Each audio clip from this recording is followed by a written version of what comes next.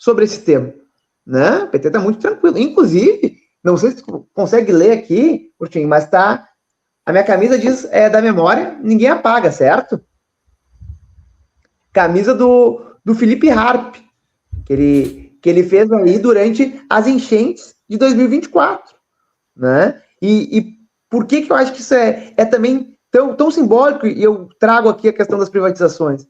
Porque nesse momento, a entrada da cidade de Porto Alegre, né, ali, extremo da Zona Norte, região da Farrapos, do Maitá, Navegantes, Ilhas, Sarandi e alguns outros bairros, está passando por um processo violento de gentrificação, né? Um dos territórios mais afetados pelas enchentes agora passa por um processo de gentrificação ainda mais forte, né, por parte da Equatorial. O que tem acontecido lá? E vou usar aqui o espaço, porque eu acho que é uma denúncia importante a ser feita.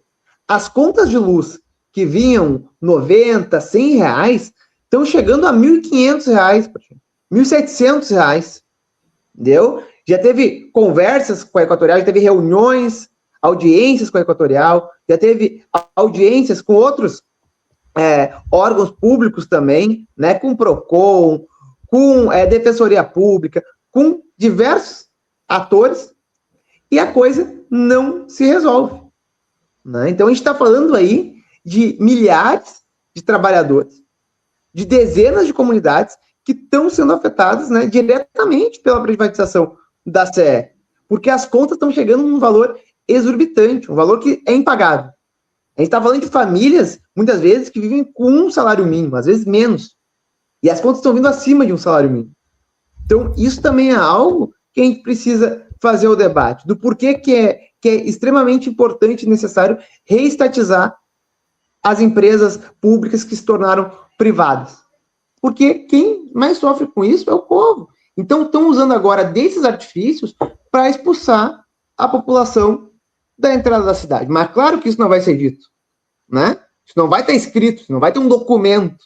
Mas é isso que está acontecendo, né? E isso também já começa a acontecer agora com o DEMAI. As contas de água também estão vindo valores exorbitantes. Estão vindo valores impraticáveis para a população da entrada da cidade. Enquanto isso, os bairros centrais e os bairros nobres não sofrem com esse desajuste, com essa, né? Tem vários nomes para isso. Que é um problema na leitura, não é. Isso é uma questão ali política. Porque a gente tem contato com pessoas que moram em outros bairros, em outras regiões da cidade, e isso não tem acontecido. Então, importante a gente ficar de olho e debater qual programa a gente quer para o Rio Grande do Sul. É um programa que pare com as privatizações, que pare com as concessões e volte, né, a fazer com que os serviços essenciais para o povo fiquem na mão do povo, né? A gente está falando aqui de direitos humanos, água e eletricidade. Fundamental, né? Essa questão até eu não tinha ouvido falar ainda dessa diferença de reajuste de contas, né, nessas regiões aí, nitidamente para querer afastar as populações que vivem ali, né, para a especulação imobiliária, né, que a gente sabe que está todo vapor aí na prefeitura, né. Raimundo Favreto colocou aqui, o Lazia Martins destruiu o PDT, né, foi mais Boa lembrança. Mais uns que andaram por ali, né. Não é fácil. E o Bruno, como é que está a questão da Câmara Municipal? A gente teve uns eventos ali bem chocantes, assim, né, do ponto de vista da boa convivência ali, né, aquela comandante Nádia, quando era presidenta, né, teve algumas votações ali, que inclusive uma delas foi a privatização do DEMAI, né, que fechou a casa, né, mandou a segurança bater em quem tentou entrar, foi um negócio lamentável ali, né, e como é que está o ambiente ali da Câmara de Vereadores, o que tu nos conta dali daquele local? Então, a Câmara de Vereadores em Porto Alegre continua duríssima, né, para os lutadores do povo, para os mandatos de esquerda, para os mandatos populares. Afinal, é dominada pela direita, né, com margem larga para fazer muito do que eles querem, assim. Então é duro. Mas os ares mudam a partir do momento que a Nádia, né, não é mais presidenta da casa. Inclusive, ela não gosta que chame ela de presidenta, né? É presidente. Mas então os ares mudam, porque a postura que ela tinha com os parlamentares que não eram do seu espectro político e base do governo é lamentável, é uma postura autoritária, é uma postura antipovo, uma postura que remete ao que tem de pior na política, e que não é o que a gente deve de forma alguma, né, almejar nos espaços de decisão, nos espaços de poder, nos espaços de formulação, como é a Câmara de Vereadores. Então, aquele episódio ali do DEMAI, da entrega do DEMAI, é algo emblemático, porque ela não só agride aqueles que estão lá lutando pela água pública, mas como ela também agride colegas parlamentares. Ela agride todo mundo, sabe? Ela bate parelho em todo mundo. Tanto é que teve vereadoras que tiveram que sair de ambulância da Câmara naquela ocasião, que se machucaram, que foram alvejadas com bala de borracha, né, gás lacrimogênio, né, uma repressão fortíssima, sendo que o povo não está fazendo nada de errado. E nem aqueles parlamentares que se opunham à venda do DEMAI, né? Venda não, né? Parcerização. Venda não, parcerização. Então, assim, tu vê que esse ambiente dá uma mudada quando ela deixa a presidência da casa. Né? Nesse momento ali tá o maluco do bem, né? Do PSDB, e as coisas têm tramitado de forma mais tranquila. No caso, no rito, né?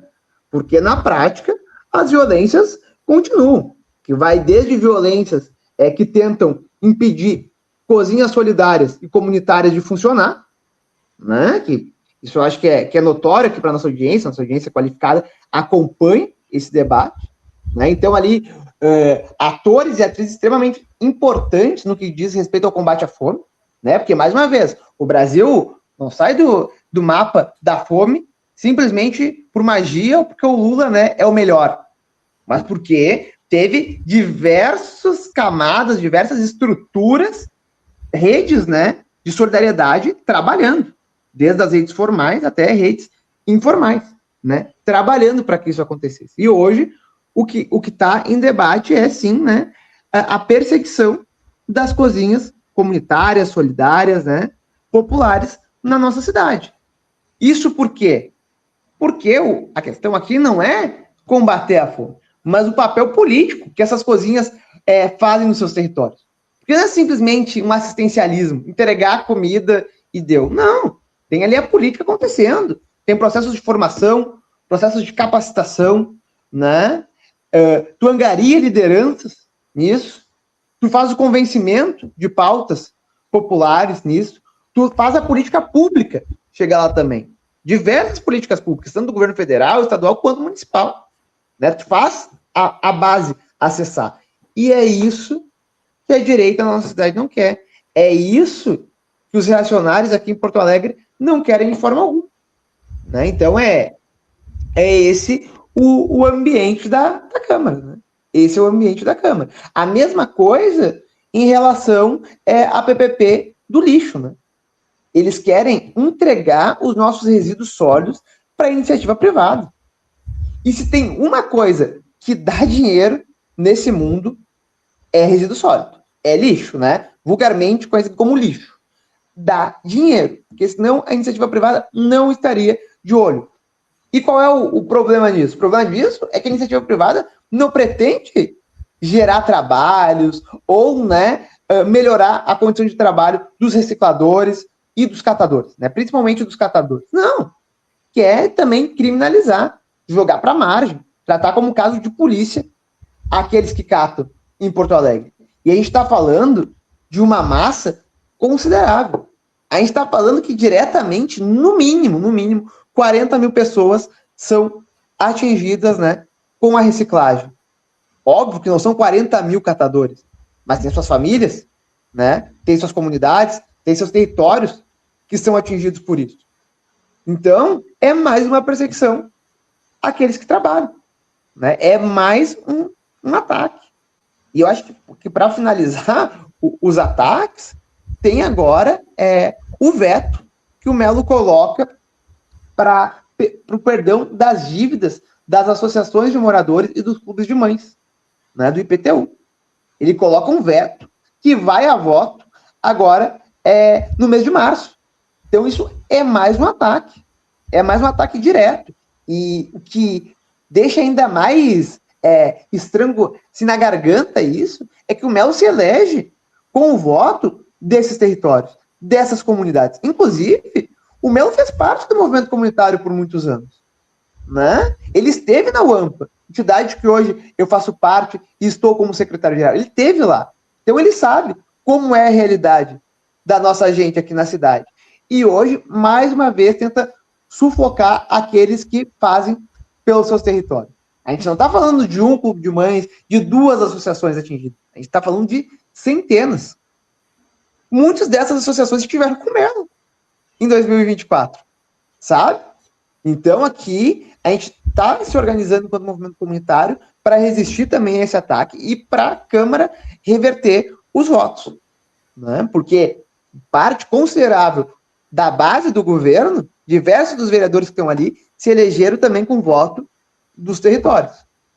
E a gente tem um mapa disso e vai cobrar de um por um.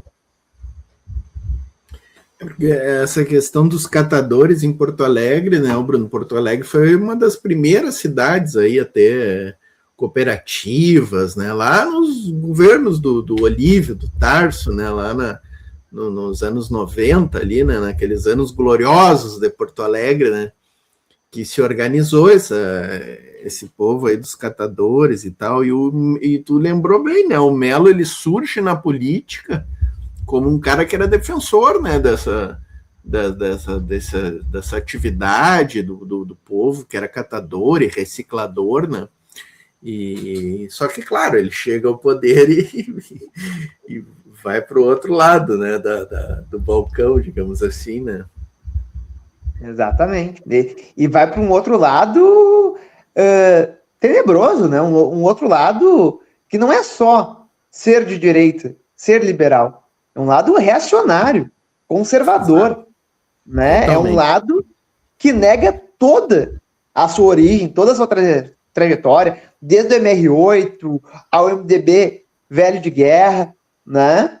Então, assim, é lamentável o que algumas figuras fazem, né, pelo poder e para manter as regalias de alguns setores, né, da nossa cidade, né?